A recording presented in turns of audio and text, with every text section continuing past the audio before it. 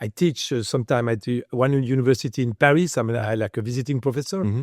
And I told the student, to a very big surprise, that we have a wealth tax in Switzerland. Right. A wealth tax for individuals, which can go up to 1% on your worldwide assets in Switzerland. Right. Is that a tax haven? Right. Certainly not. So clearly, but as you say, it's a friendly tax situation for various reasons. The first reason, I think, is the so-called tax competition between the cantons. Right. I think this is very important. Even between communes, right? Even between communes. Right. So it means that everybody is a bit, each canton is looking at each other, communes as well. Right. And they cannot go outside a certain percentage of rates. Right. Because otherwise it's very easy. We are now in Geneva. Right. You can, a few 100 meters away, you are in canton of Vaud. Right. And if the situation is totally different, people will move, and they do actually move. Sure. You have court cases about transfer of residence, etc. Right. So this is one reason, I think, which kept some kind of a reasonable tax rate. Another also a good aspect is I would say, the pragmatic relationship that exists between the tax administration and the taxpayer.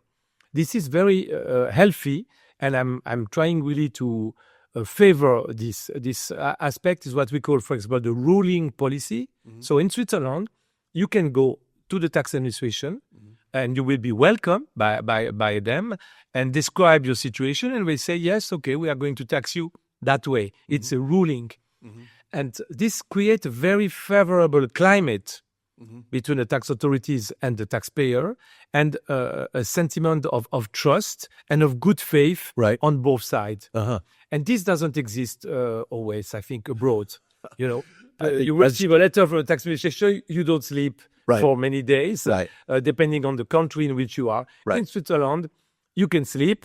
You have to comply, but you can visit them, you can discuss, and reasonably you find a solution.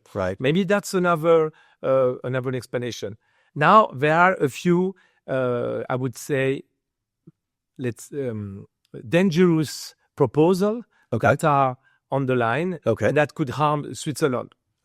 One I want to mention is the so-called Young Socialist Party. They made a proposal. It's a federal initiative, so it will go in the federal constitution about adopting an inheritance tax of individuals with more than 50 million wealth.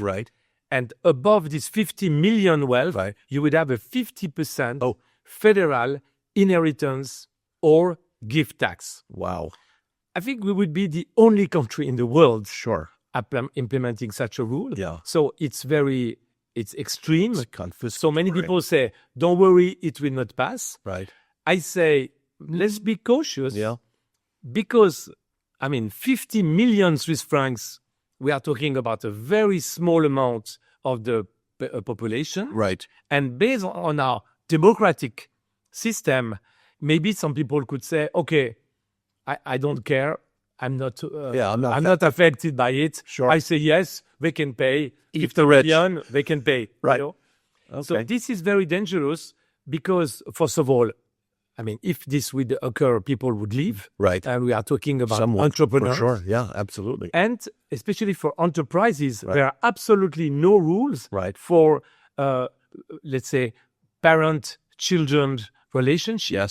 So if you want, for example, a succession of your enterprise to your children, you would have to pay 50% inheritance tax. No rules for philanthropy. No rules between spouses. So you give the enterprise to your wife, you have to pay 50%. This is a very problematic very proposal. Drastic, But it's on the table. It has been, the number of signatures has been reached, so 100,000 signatures. So we will have to vote about this. So this is one example of a... When will that come up? Probably in the next 12 months or so? Yes, it's not so clear. It could already happen in November this year. Maybe it will be a bit too early. Otherwise, I think most probably March 2026.